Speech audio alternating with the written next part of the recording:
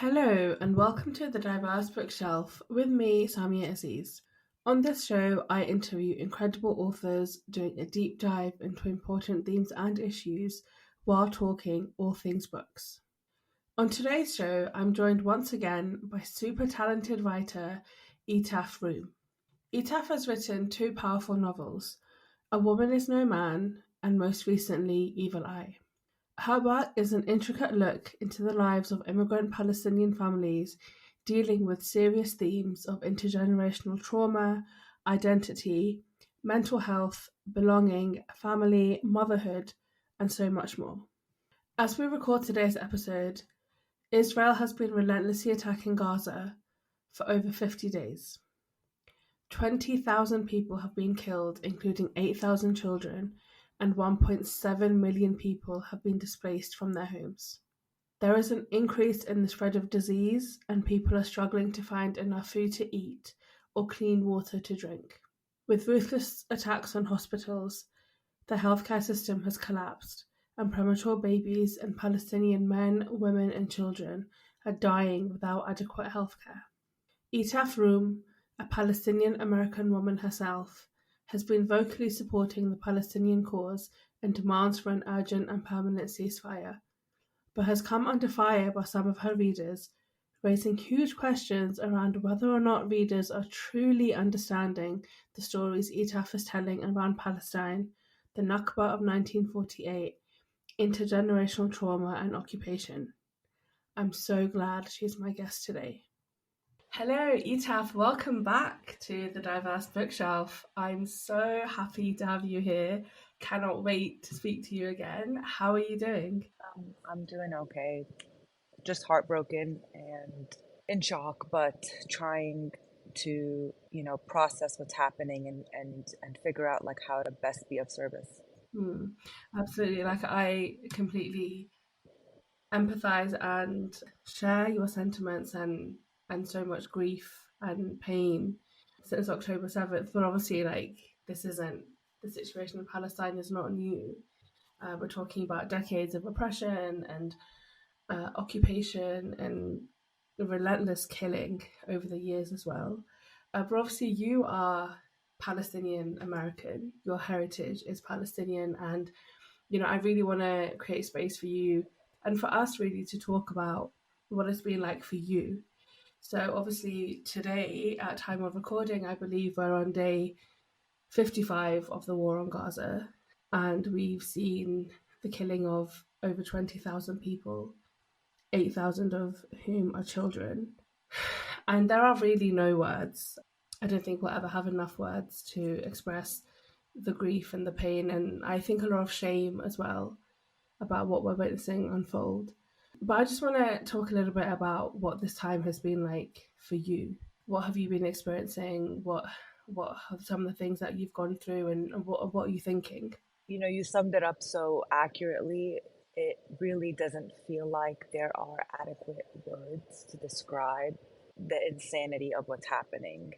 I think many Palestinians at this time have been used to for decades being gaslighted in their trauma and being made to feel that their trauma as Palestinian isn't real or it's exaggerated, or the wider world just has so much misinformation about the cruelty and injustice that Israel has been enforcing upon Palestinians for decades, to the point where now, for us as Palestinians, we're witnessing this worldwide, this catastrophe that we don't even have any words for.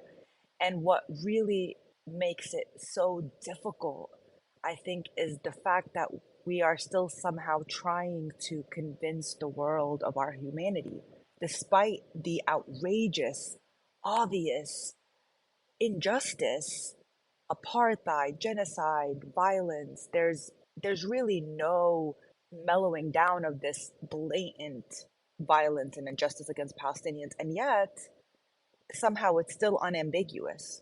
Somehow we are still being fed with all this misinformation that dehumanizes what's happening or tries to make Palestinians and Muslims everywhere look like they are terrorists, that they are deserving of this, that Israel has a right to defend itself. All of these terms that is the hardest pill to swallow, has been this, I think for me personally, but for many Palestinians that I know and that I admire, that's what we're struggling with. Why are we still in this position where we have to defend our right to live in dignity? Why is that so difficult? Why is that so incomprehensible?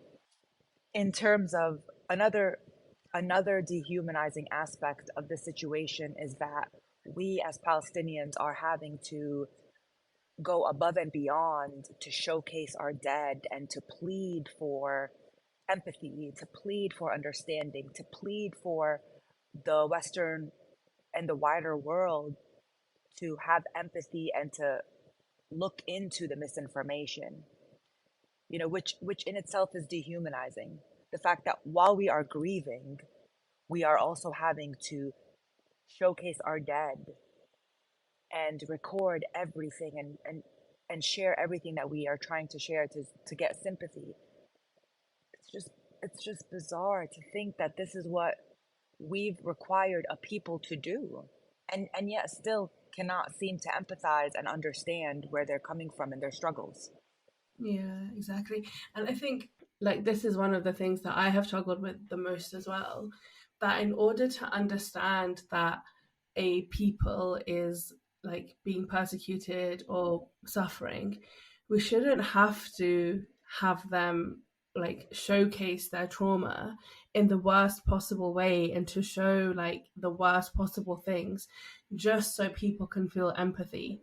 Like if someone is telling you that they're being killed and that they're living under occupation and they're all of these things are happening, it should be enough for us to know that this is happening to feel sympathy instead of almost like needing the evidence and needing the evidence of the worst possible thing as well. And sometimes I think that a lot because I work in the charity sector. This comes up for me a lot. Like we shouldn't have to show people living in the worst possible situation in order to understand that poverty is a problem or to understand that people don't have food to eat. Like we shouldn't have to show absolute starving faces, for example. And I think the same goes here. You don't. It doesn't need to be that someone has to be going through the worst thing imaginable for you to sympathize with them, even though that is exactly what is happening in Palestine. And actually, when you were talking earlier about people not sympathizing and not understanding and not listening to you and not believing you, it made me think a lot about the fact that also what seems to be happening is when we are talking about people that are being killed and that are suffering, we're telling really like romanticized stories about their lives that I'm sure are true, but I feel a little bit like not everybody is good and not everybody is going to be like a loving parent or like a studious child. Regardless of how nice or how good a person is, they are still deserving of life. Like they still do not deserve to be the victim of a genocide. They don't deserve to be killed and have their houses attacked and lose their family. It's almost as if we're qualifying. They have to qualify in order to be saved. Does that make sense? Yeah, absolutely. And how easy it is for us to disqualify a group of people just by the language that we use and the way that we paint them in the media, in the news. The words like we as Palestinians are always referred to with in barbaric, animalistic terms and are always viewed as less than or portrayed as less than. That we can't even imagine what it means like to be Palestinian without Islamophobic images being front and center. A man with a turban being front and center. Like we're no longer humans. We're no longer people. We are just like caricatures. And and who has the power and who is drawing these caricatures? I think that's the question that we have to ask ourselves now, that what's happening in Palestine is forcing us to consider who is telling the stories, who's in charge of what stories are Mm. shared and what stories are censored and what the characters in the stories look like. It's not us. We are not as a people in charge. We are being fed. information Mm. that suits certain agendas. Absolutely. It's not just about, it's about like who is benefiting from a certain narrative being told or a certain like image being portrayed. Certainly not the people of Palestine. They're not benefiting from that at all. And yeah, honestly, like I'm just, even listening to you speak, like I'm just so devastated by everything going on. And also just like there's so many layers, I think, of grief and of pain and of disbelief about what is happening. And like you live in the States and I'm in the UK, and we're having to listen to our leaders justify what's being happened and for them to legitimize it. And that, I think, is one of the most difficult pills to swallow right now, is that how can we live in a world where the most powerful handful of white men, essentially, well, we've got a brown prime minister, but still tell us that this is fine, and in and almost in these exact words that this is not going to stop. And I just think that that is really difficult as a world to live in right now. Yeah, because it doesn't make any sense. It's something that I've been Mm, thinking about personally. A part of me has died in Gaza. I don't think that I'm the same person anymore because all of a sudden, all of the facade of our daily life is exposed. And either you're willing to look at it and you're willing to see that we are, as a society, being manipulated. And it might be a bit easier for me as a Palestinian to see that because it's something that I've witnessed my whole life. The attempts to erase us and to mm, erase the generations that have come before us. But now we're seeing this genocide on TV, on our phones, live. We see just the extent of the cruelty and the injustice of it. And we see that no one is stopping it because of the powers at be that are benefiting from the war, that are benefiting from the violence, the agendas that are happening that we don't even know about. We see the silencing of our voices, the censoring of our voices on social media. We see that firsthand. So it's really hard. It's almost impossible not to have a shift in perspective after this, whether you're Palestinian or not. Unless you're totally asleep, how can you not then reflect back on your own life and in the ways that you've been blind and that you've been fed propaganda? And the amount mm, of misinformation and just how much people don't know, I think, is also the scary mm. part. We are being like manipulated in so many layers. It's not just Palestine and Israel. There's a lot of layers. I think this is the tip of the iceberg that's waking people up.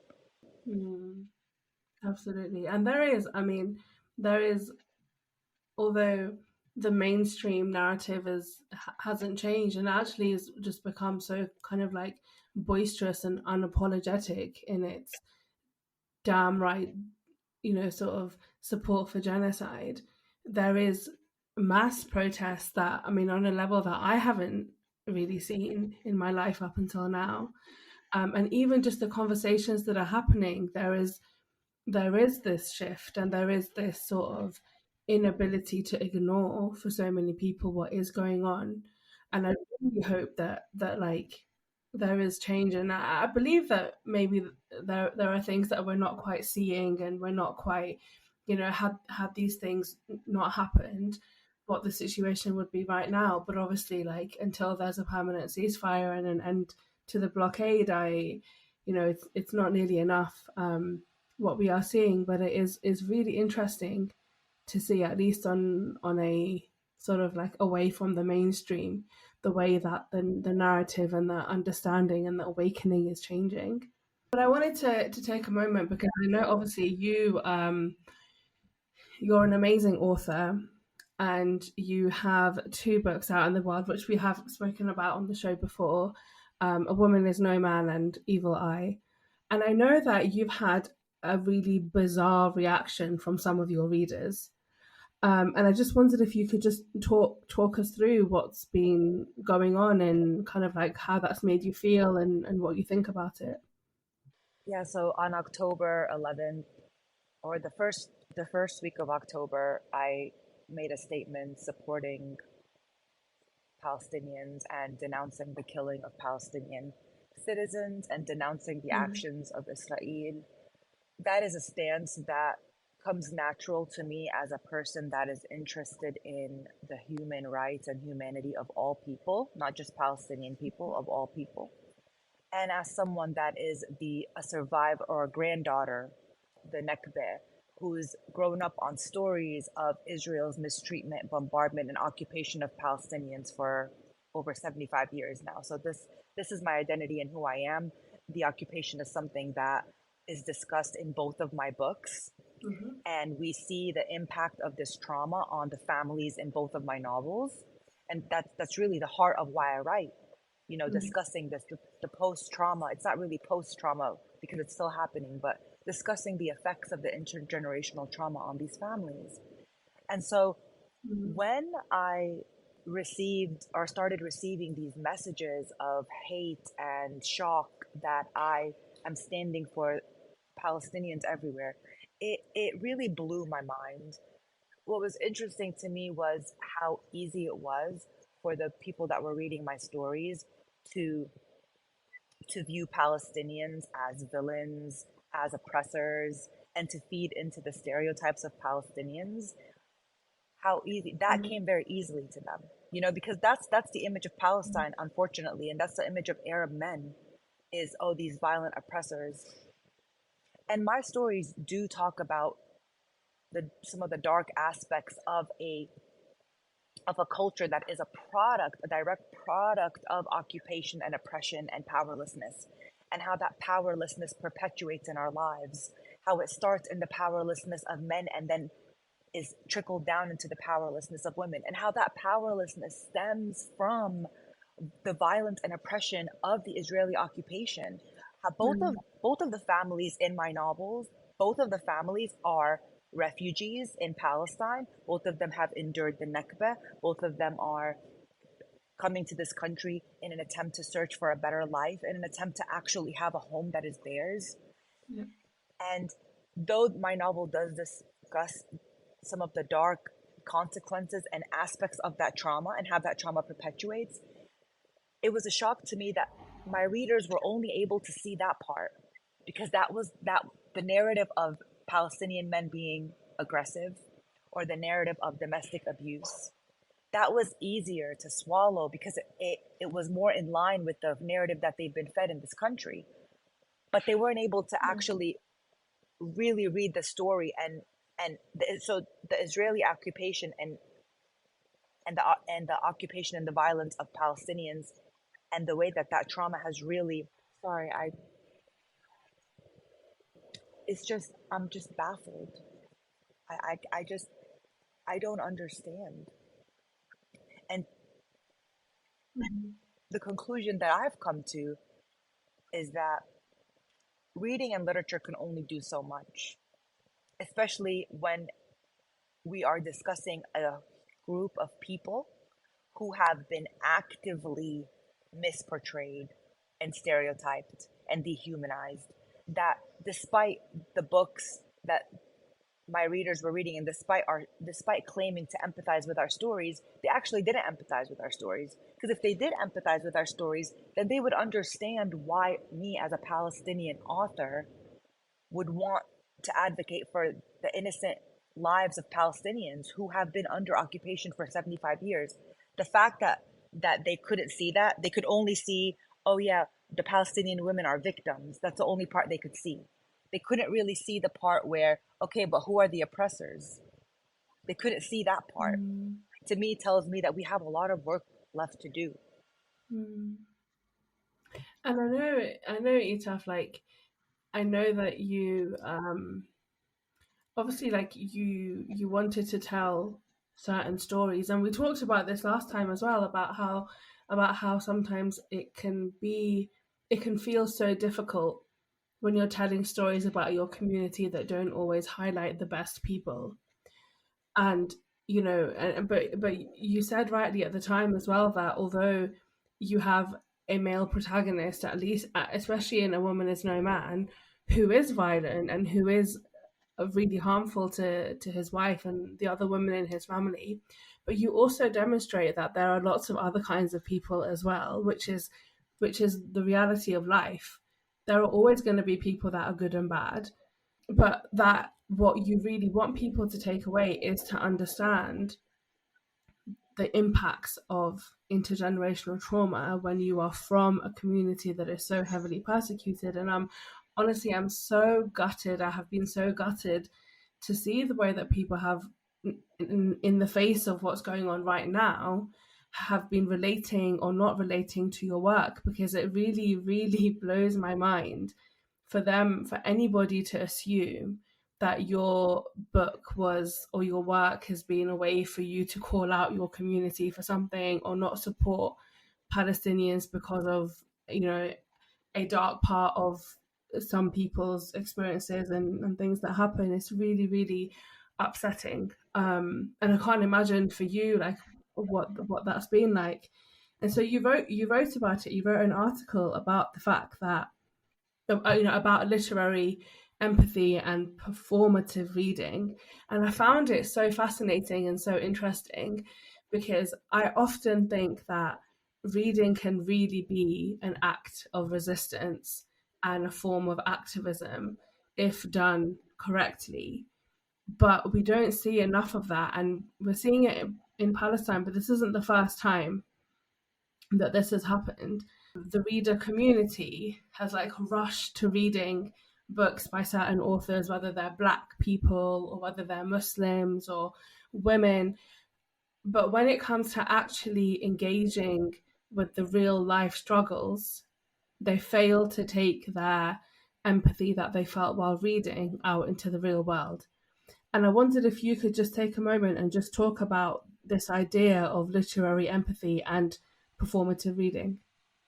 I think the problem that we come up with empathy is that, or performative empathy in literature, is that so often with all of the movements for human rights that are encouraging us to read beyond our horizons and to educate ourselves through literature, through, walking in a character's shoes and imagining and envisioning how it would feel like to live their life, is that we are still entering those stories with our prejudice and our bias. And so even though we are claiming to have empathy, it's still distorted with our presumptions. And I say that because most of the feedback that I've gotten, the people that, banned my books or reached out to other people to ban my books, their first response is, "What do you mean? I thought I thought you are standing up for these Palestinian women against the barbarism of Palestinian men." Like, that's all they saw. They didn't really read the novel, with a critical thinking mind. As authors, when we write stories, hopefully they are nuanced portrayals. They are not just what you see on the page. You have to think deeply and critically and then reflect back on your own biases and prejudices and ask yourself the deeper questions. But for the readers that were unable to do that, that were unable to humanize with Palestinians, and were unable to understand their culture and their history, and how that history has been rooted in occupation and violence, and how that occupation and violence then trickles down in the domestic home and is passed down through generations, and that sometimes is very messy and uncomfortable, but it's a truth that we need to have conversations about. But for those people that were unable to see the depth of that and only see the very simple narrative of domestic abuse is happening in some Palestinian homes, which means that Palestinian men are barbaric, just like the media says they are, and that they have every right to be murdered by Israel because they're not real people. What a simple way to look at a very complicated situation that you clearly did not open your mind and your heart when you were reading the literature. You were performatively reading it. You were performatively reading it to say, "Oh, I empathize so much with your people. oh my God, I can't believe those women, they have to live like that. You're not reading. You're giving me performative Yeah. pity. You're not actually reading. Mhm. And that's something that, in every interview and in every book club reading and in every event, I have to preface every one of my events with a speech that says, "Hey, this is just one story. I am writing about one story because my voice my voice wants to have these uncomfortable conversations. My life experiences have led me down a path to where I want to talk about these uncomfortable injustices in that are rooted in our homes and in our culture. I want to uncover them. But for an ignorant reader or a reader that is coming into our stories with performative empathy, they're just latching on to anything that's stereotypical and only seeing that and not allowing themselves to Mm. dig deeper and to dig further, which is the whole point of literature. Mm. When we read my favorite stories by Maya Angelou and Toni Morrison do not glorify what it means to be black. They talk about Mm. violence and rape and injustices happening within their communities. And hopefully the readers that are Mm. going in there are not saying, oh, uh, are not making further discriminatory stereotypical judgments about what it means to be black based on these stories. They're using these stories to add Mm. to all the ways in which black people have been oppressed by Mm. Western society, and how that their communities have been destabilized purposefully by Western society, and that the destabilization we see in their communities is not a reflection of black people and black culture. It's a reflection of Mm. the oppression and the slavery that these people have been forced to endure. And so artists Mm. that are coming to talk about these stories that don't want to just romanticize what it means to be Palestinian, because that's not why I'm here. I'm not here to romanticize. And with all this that's happening, I now see how it's my responsibility to go 10 steps further. That what I'm doing is not enough. Because literature is meant to be nuanced, and it's meant to be subtle, and it's meant to awaken our ability to think critically about what we are reading. Yeah. And it's been proved to me that unfortunately I need to do a better job.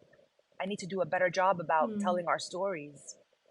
That's what I'm taking away from this is that I clearly haven't defined who the oppressor is clearly in my work. And the oppressor is not Islam. The oppressor is not Palestinian men. The oppressor is the West and Israel. Those are the oppressors. You know, Muhammad al-Kurd, he also writes about the fact that, like, even if there are, even if some Palestinians are bad, it doesn't mean that we are not still being persecuted. It doesn't mean that we are not worthy of your empathy and your support to, to try and stop Israel from doing what they're doing. And I can't, I just, I, I feel so, just hearing you say that, like, you feel like you haven't done a good enough job and you need to do more. The onus shouldn't just be on you as a Palestinian author, because there is also so much out there that shows us what is going on anyway. And if there are stories that show that there's all kinds of people and all kinds of things happening, some of those less positive than others, it does not take away from the fact that the Palestinian community is one of the most persecuted in the world and has been for over 75 years. I just find it completely mind boggling. And I know that, like, a lot of people, especially non Palestinians, have been concerned. And I think some of it comes from a very genuine place about about being perceived as being performative in their activism. And I don't actually think that activism, like real activism where you are championing for change and you are calling out something, is ever really performative, because it is resulting in the right sort of thing, right sort of change. But reading, because for so many readers it seems to be very easy for them to close the book and move away from the story and hold even more strongly onto their biases, it feels very different. And I'm just like, honestly, Etaf, I'm so gutted for the way that, like, the things that you are having to face and think about, while also looking at what is happening to essentially your people, and this is part of who you are, and having to deal with all of that at the same time. Yeah, there's just really no words, honestly. And I really hope that, for the betterment of the world, that readers understand that reading is not, well, it's not passive.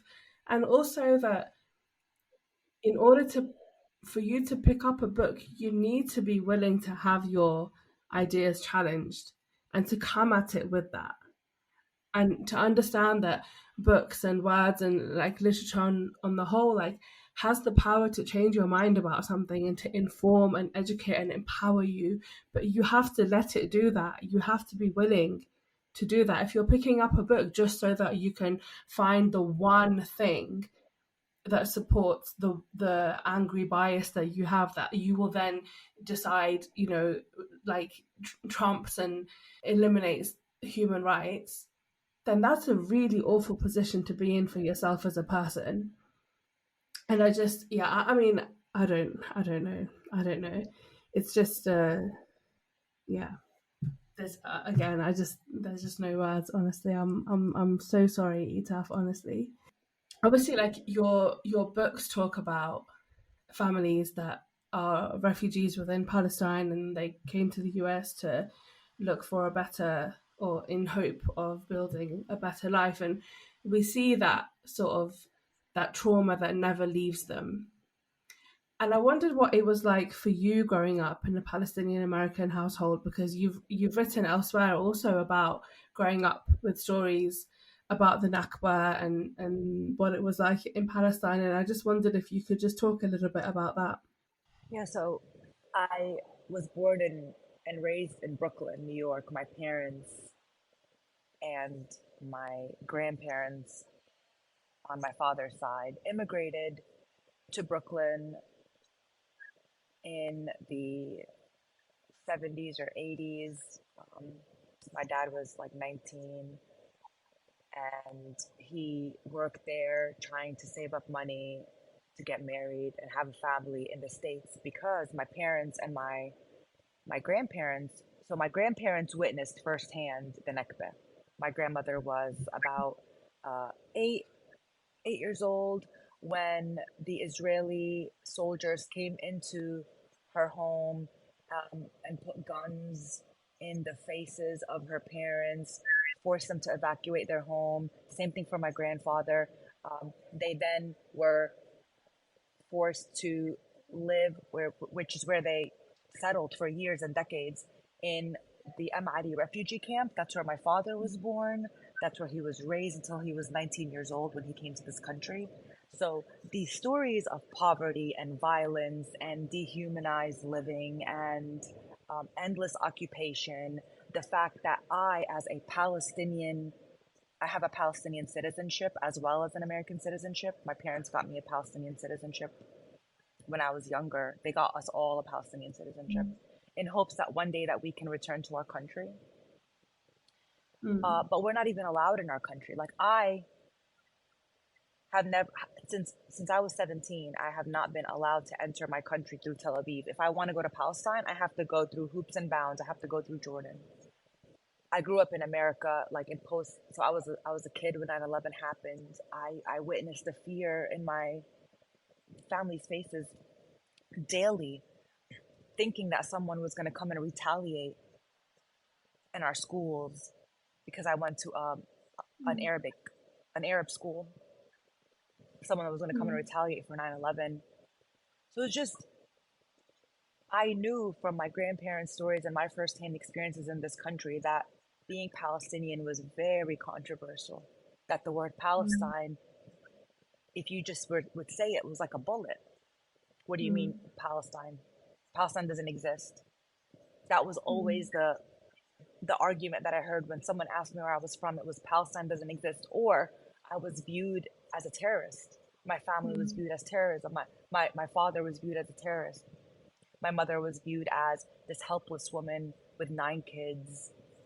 So I think that all of these experiences not just shaped who I am, but seeing what they mean right now in this country. Like, they're not just mm. stories anymore. What's happening right now in Gaza, the numbers have surpassed the numbers of the Nakba that my grandparents went through. How is that in this day and age? I can't comprehend how that's allowed to happen. Like, how is that allowed to happen?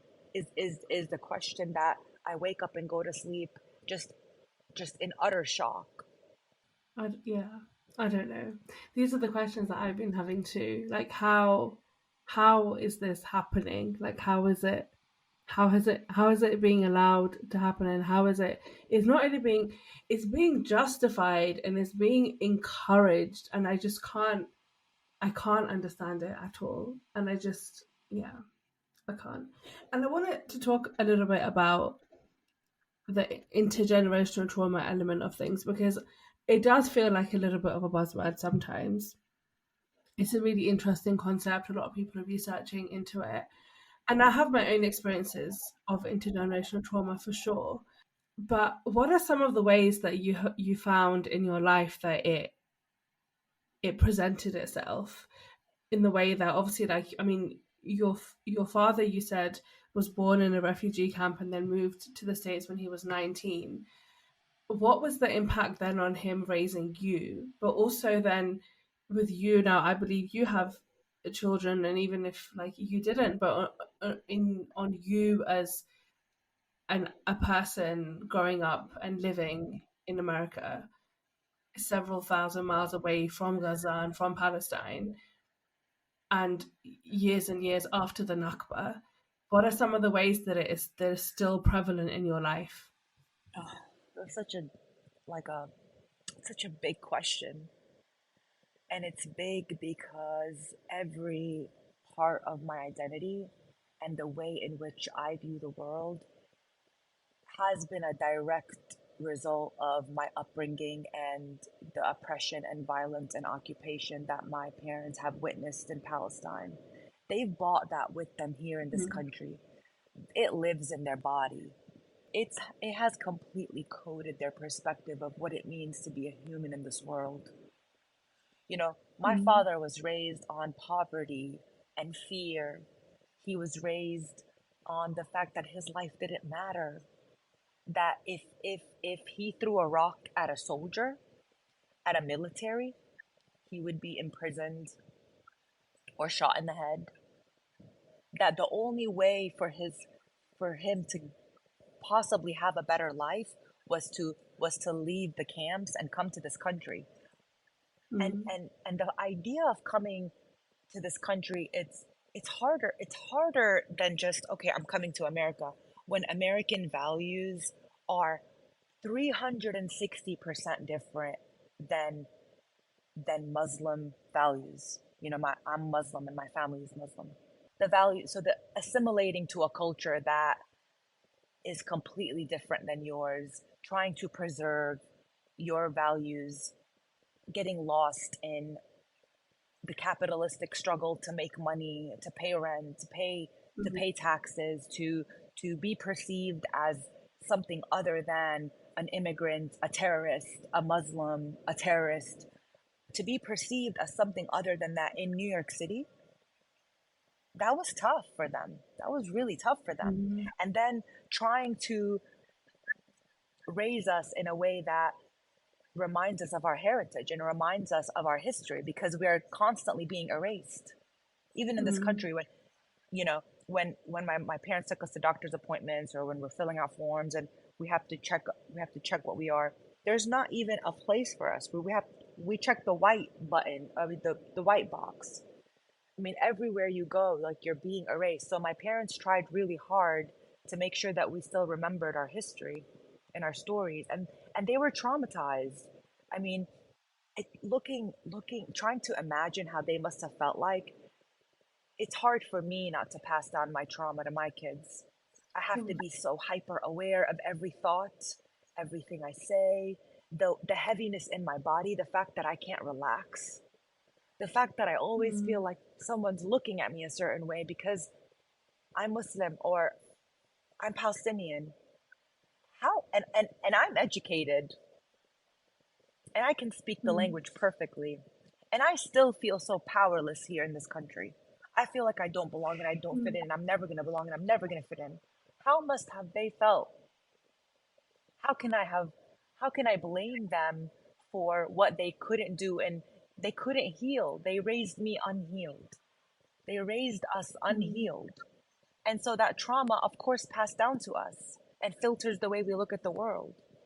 And I think Mm. it's up to us to break those generational curses and to find a way to heal and raise awareness and be more aware as we raise the next generation, to be more aware of how that trauma from Palestine is still with me here in America and will be with my children if I don't break that cycle in all its ugliness. Like, we have to own up to it. We have to own up to the ways in which our parents' limiting beliefs, the fear, their survival tactics, it's not their fault. Yeah. What more do I expect from someone who was raised in a refugee camp with no food or water, that smelled feces in their streets, that had to come to this country with nothing and start over and work day and night, like my of course they did the best that they could. You know, you talked about healing and the need to heal and the fact that you need to heal in order to break the intergenerational trauma or the you use the word curse for the next generation and beyond. But the reality is that the West will have you believe that healing comes from, you know, baths with like bath salts and bath bombs and meditation and going for a walk. But how can you heal in a place that is still hell bent on erasing your identity? Like just yesterday, I was watching a story of one of the Palestinian journalists who was saying that the ministry in Gaza has said that an office was attacked, which had physical records of generations and generations of Palestinian families. And physically, that is now gone. Like it is a physical representation of an erasure of a people, of a persons, like of an entire community of all the millions that have lived in Gaza. Like I was so horrified and I couldn't sleep last night, like thinking about the fact that this is actual erasure. And I feel like, even being a Muslim in the West, there is a constant sort of desire for erasure of our identities, with the hijab being banned in France, with the enforcement of certain things being practiced, the inability to be who you really are, the inability for you to say certain things and experience certain things. In the UK, in schools and universities, we have the prevent agenda, which just sets down basically a whole arm of the government onto you if you are believed to be doing anything that is quote unquote suspicious. But anything that is suspicious is actually the very things that we embrace about our identity and our history. So, children that go abroad to visit their grandparents, for example, people speaking languages, people refraining from certain things, or wearing wearing like a Palestinian kafaya, for example, or a hijab, these sorts of things. This is a very real erasure of our identity every single day. And it feels sometimes like just existing is an act of resistance. But how much can we just resist in our everyday existence and not live? how do we find spaces for healing and breaking cycles of intergenerational trauma if we are constantly being erased? Yeah, I mean, for me, the healing has really come from understanding the depths of the injustice and the oppression, has really allowed me to look back and reevaluate and examine my history and my ancestors' history, my parents' history, and have empathy for them that is deeper than any empathy that I've experienced before. Yeah. I think that has really allowed me to let go of anything that I might have been holding on to. That is something that Because I now, also. Sorry, I was just going to say that I really resonate with that because I remember like growing up. So my parents are from Pakistan, and I remember growing up um, feeling a sense of resentment because of certain things that my parents were saying or doing or enforcing. And now that I'm older and I'm able to look at the poverty within which they grew up, understanding the impact of the partition of India on the lives of their parents and also like my parents, understanding that has enabled me to forgive them and to let go of any kind of like resentment I held on to, because like you said earlier, like how can we hold our parents to account when they never had the space to heal from their own trauma? yeah, absolutely. And it's it's precisely in both of my novels that that's really the goal. It's not to Mm. demonize a group of people or to demonize actions. There's always layers there of knowing that there is no such thing as a victim and oppressor, that both, the Palestinian men and women are both victims, and that unfortunately this intergenerational trauma is real. It's real, and they're dealing with it, and the next generation, we are dealing with it. But it's having this awareness of the root of the oppression and the fact that we are so privileged in this generation to have social media, to have access to tools to heal that our parents did not have access to because they were too busy trying to survive. They were too busy trying to make sure that were physically able to maintain themselves, let alone emotionally and mentally. They didn't even get there. They were on a physical level trying not to be erased. So it puts a Yeah. lot of things in perspective, and to me that is the first step of healing, is letting go of the resentment and letting go and rooting our judgments and our prejudices and our biases, rooting them in historical facts, and allowing those historical facts to soften our hearts and to point us towards the direction that we need to take. And the direction that we need to take is to resist, to continue resisting. I don't just resist the oppression of women. That's not just the only thing that I'm resisting. Now my resistance is 100 times stronger, and it's going to be pointed toward the more obvious oppressor, which is Israel in the West. I don't care. I'm not going to be intimidated. I'm not afraid. I can be canceled. I don't care. I died in Gaza. I died in Gaza, and this me doesn't care.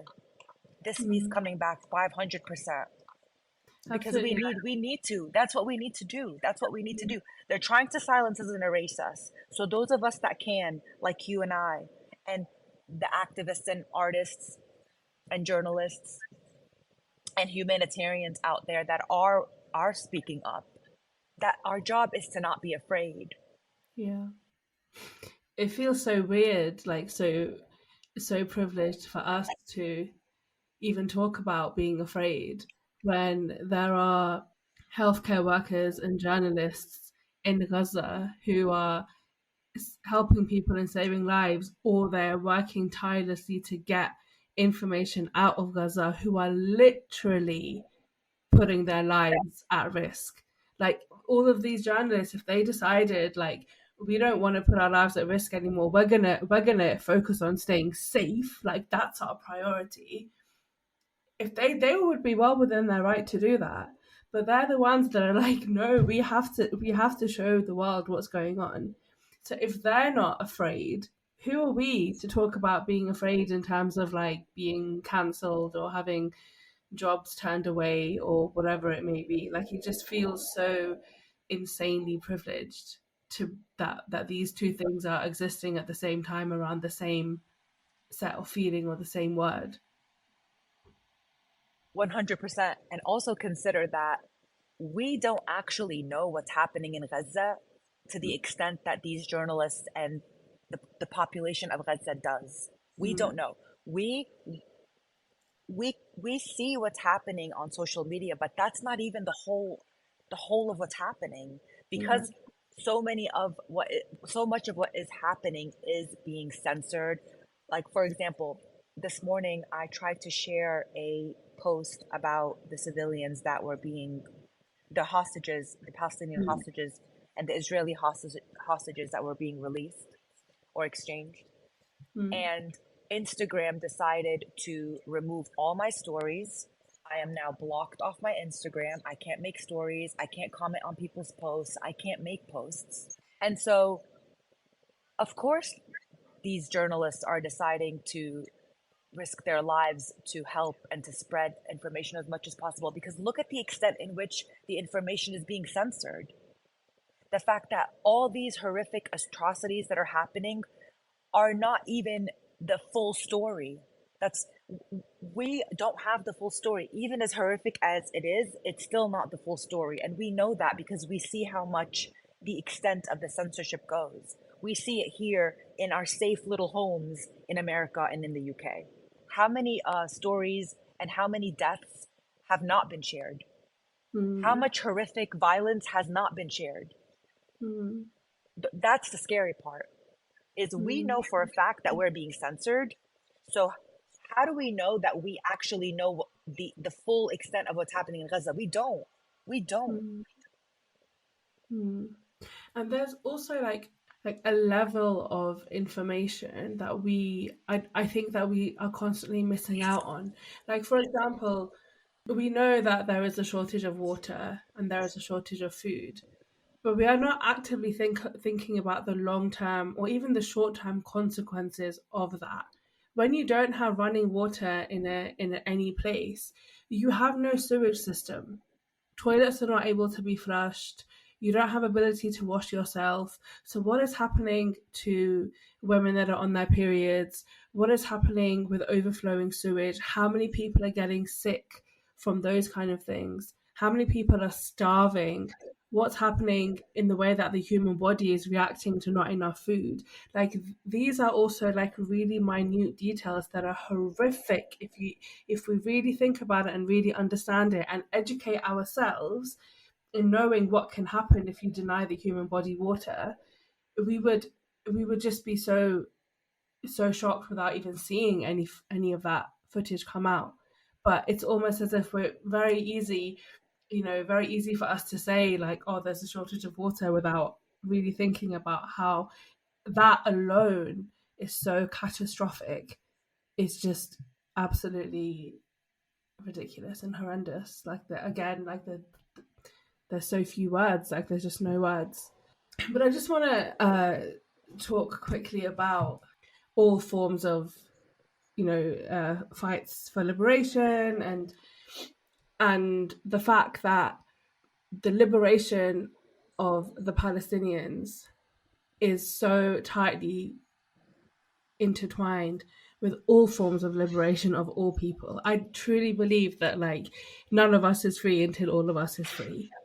Like in a world where the Palestinians are being treated in the way that they are treated, nobody is free. Like I don't understand how you can assume that anybody is free if that is happening in our world. And I know that you've spoken about being inspired by the work of Toni Morris and Maya Angelou. And I just wondered if you had anything to say on how our freedoms or our fights for liberations are so interconnected.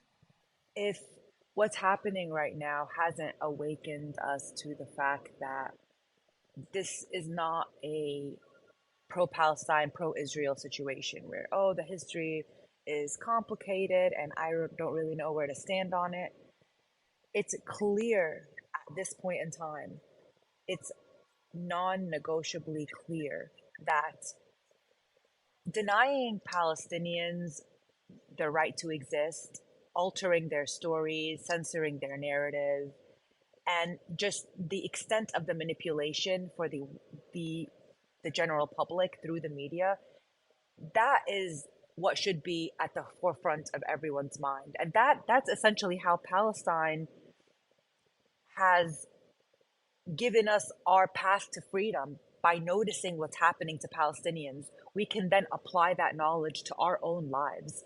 I know, for me personally, the idea that a group of people can experience genocide live and that there's a justification for it and that their stories are being erased and censored then raises the question, in what ways are our lives manipulated and programmed? Because it's not just about, if it can happen to Palestine, in what other ways in my life is this happening? It becomes really an invitation for us to critically think about everything that we believe and our biases and our prejudices, to ask ourselves, where did they come from? Who planted the seed? Like, for example, I was watching Home Alone 2 yesterday with my kids, and I noticed that when Kevin is running in New York City, when he's running away from the sticky bandits on the street, there's like beggars and merchants on the street, and the camera zooms into one of them that's on the side of the street, and it's a black man. It's a black man wearing a kufiya. He's wearing a kufiya on his shoulders, around his neck. And I just kind of stopped for a second, and it like hit me like a slap in the face. The subtle ways in which we are programmed to view people, to view a certain people and to judge a certain people. Why was that man black, and why was he wearing a kufiya? Why wasn't he a white man? Why are they like brainwashing us in these subtle ways about who's rich and who's poor, who's a beggar? You know, it's not just about Palestine. It's about the layers and layers and layers of ways in which our entire lives and our perspective of the world, it's not based on real reality. It's based on a reality that the Western world, or the people in charge in the background, the ones that are in charge of Instagram and censoring Palestinian voices. I don't see any Israeli voices being censored. Why is it only that the Palestinian voices are being censored? How come for, my publisher is HarperCollins, and for one of my events recently, they had to hire security to assist me to my events, because there were protesters boycotting the event because a pro-Palestinian author was at the event, and so they had to, for my safety, hire security. And I asked them, I said, all this because I'm pro-Palestinian, are there any pro-Israeli authors that you've had to hire security for? Are there any pro-Israeli authors that the Jewish donors have threatened to pull their sponsorship of events because they've threatened to do that because I'm a pro-Palestinian author? Is this the same thing happening to any pro-Israeli authors that are making posts on Instagram? And the answer was no, no, no, no. So the question then is, okay, if you have a certain narrative, you're allowed to express it. And if you don't, you're going to get canceled. That's all I need to know. It's not about Palestine. It's not about Palestine. It's about, okay, so there's no such thing as freedom of speech. That's a lie. It's only if you have a certain story that you're allowed to express it. So what does that mean then for me? Everything that I know, I'm getting it from ads. I'm getting it from Hollywood, from the music industry, from Instagram, from Facebook, from Meta, from Twitter. All my information, I'm not getting that information firsthand. I'm being programmed. So if I know that I'm being lied to about Palestine, and I know this because I'm Palestinian, I have the privilege of knowing this as a fact, what else am I being lied to about? Yeah. it's really scary, but it is something that we've been seeing for a long time in Hollywood, in like on TV, in the media. If there's a story that involves a terrorist or even like somebody committing a crime, it is 99% of the time going to be either a black man or a Muslim, a person Yeah, of color. Like it is so seeped into the fabric of society and the very beginning of representation at any level that you're absolutely right. Like that is being fed to everyone, and we know that that is what is causing the rise of the far right, because this is what they are being fed every single day. And like people will that's why people will look at someone like me and maybe someone like you, and they will say, well, we know that you're not that kind of Muslim. What does that even mean? exactly.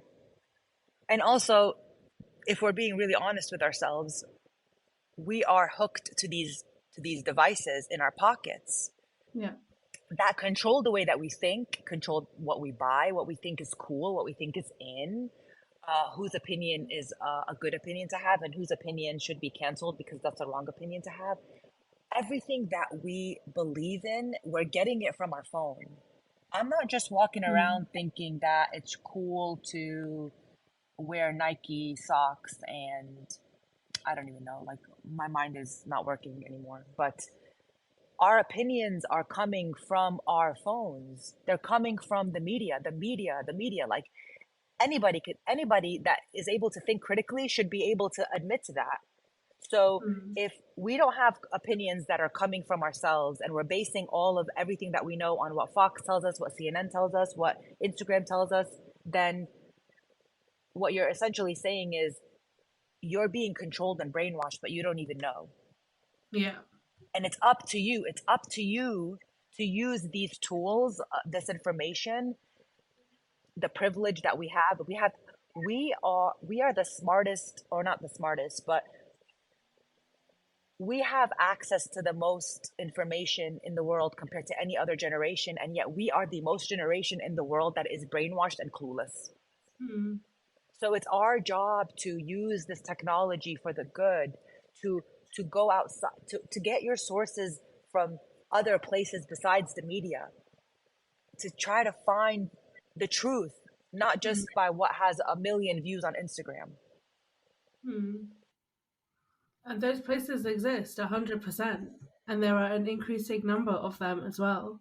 Like there is no excuse in today's day and age, as we've been saying, like there's just no excuse to suggest that you don't have access to the right information. It is there, it's just not in the mainstream. And there's also enough noise for you to know that we don't need to trust, or we shouldn't trust the mainstream. Yeah. It is really also very frightening just thinking about what, like, if this is happening right now, and we don't, and as you said before as well, like we don't even know like exactly what is happening and how horrific it is. One, what has happened in the past that we really don't know, and two, what can happen in the future.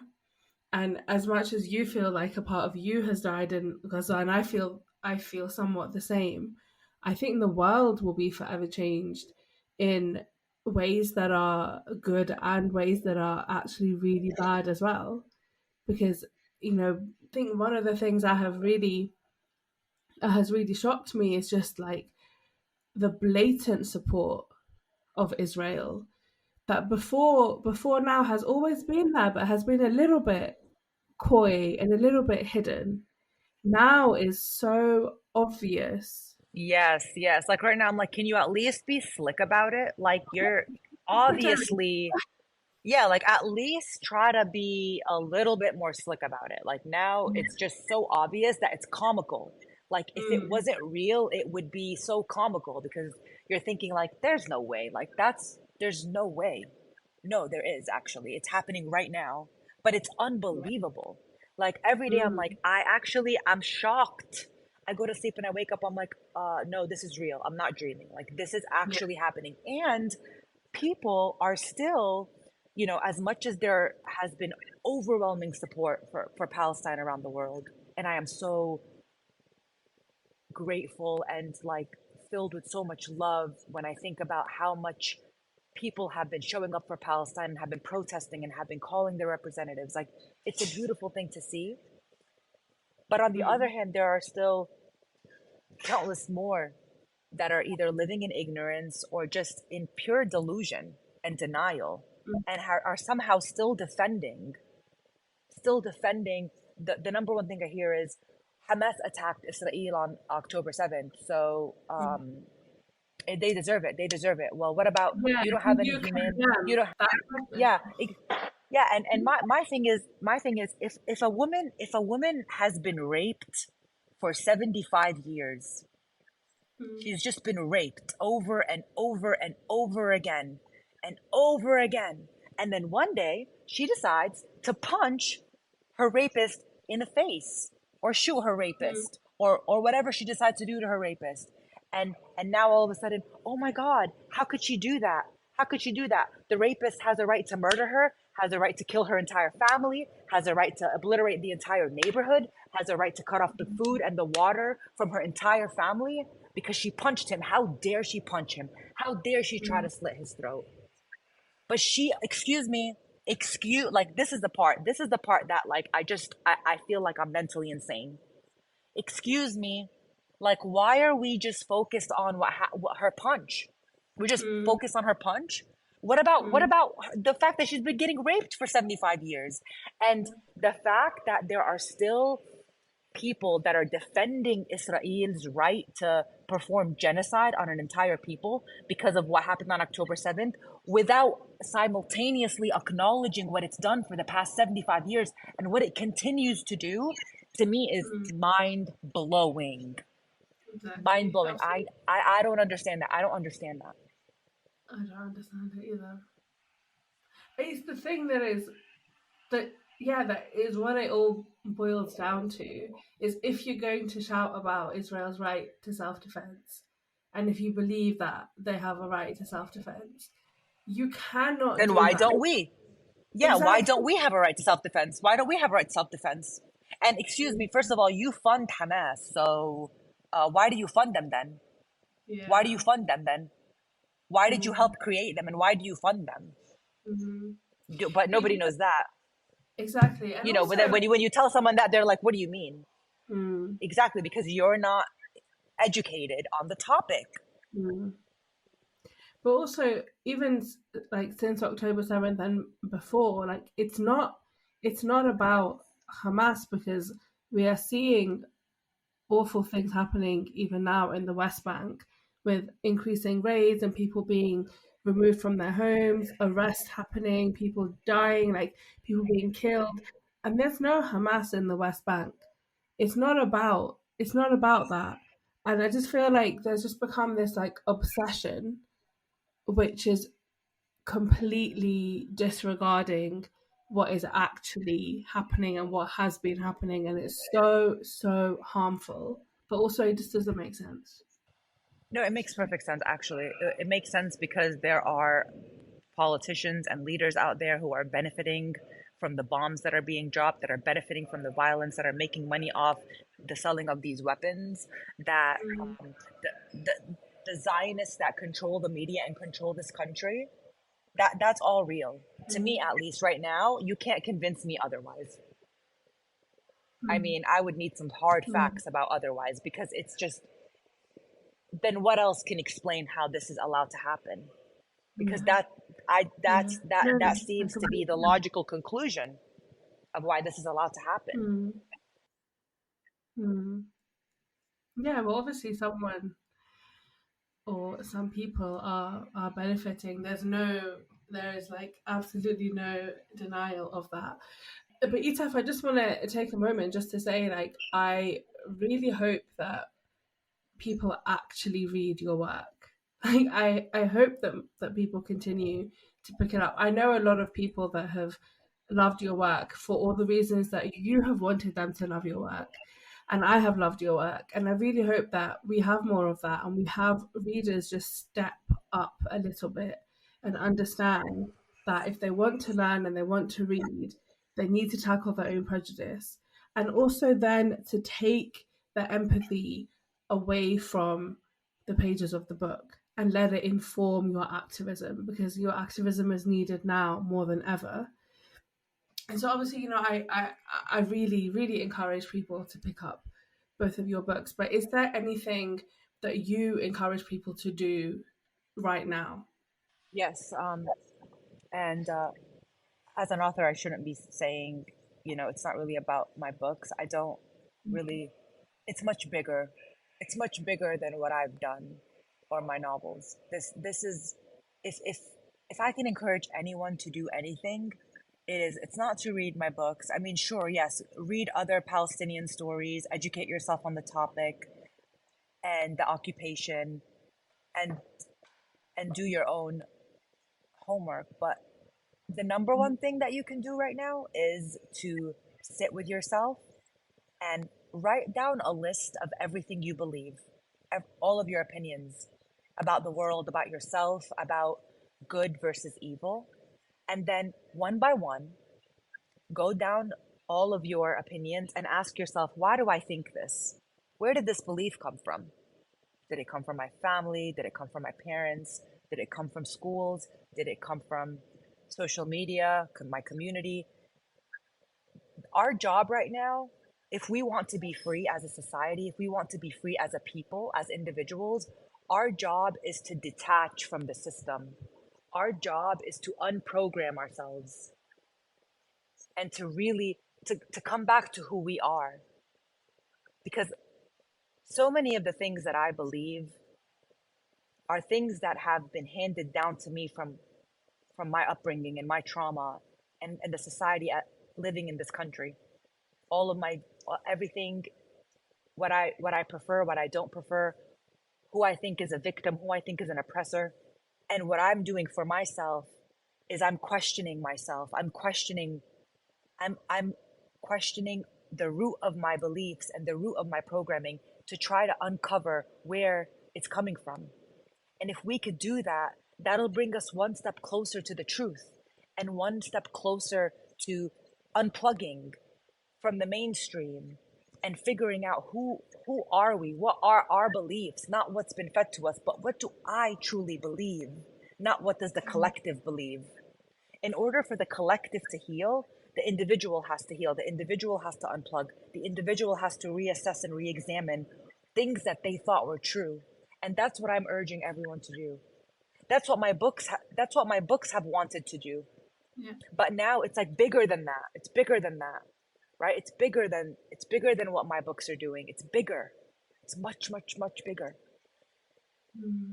Yeah. And I think, you know what, that is a really powerful note, I think, to end on today. Etaf, thank you so much for taking the time to speak to me today, for sharing so much, for sharing this space with me, but just being so honest about everything going on in your own life as well.